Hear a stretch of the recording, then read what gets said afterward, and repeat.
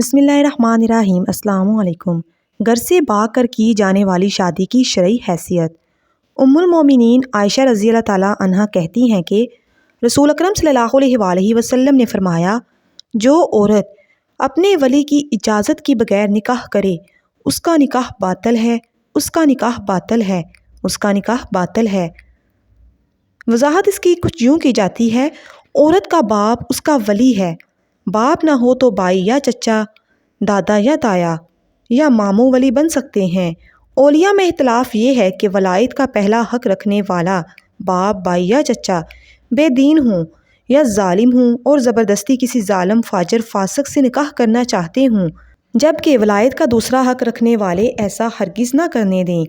ایسے میں ظالم یا بے دین ولی کا حق ولایت ازا خود ختم ہو جاتا ہے۔ پھر گاؤں کی پنچایت یا شہر کا دین دار حاکم یا شہر کی عدالت اپنا حق ولایت استعمال کر سکتی ہے۔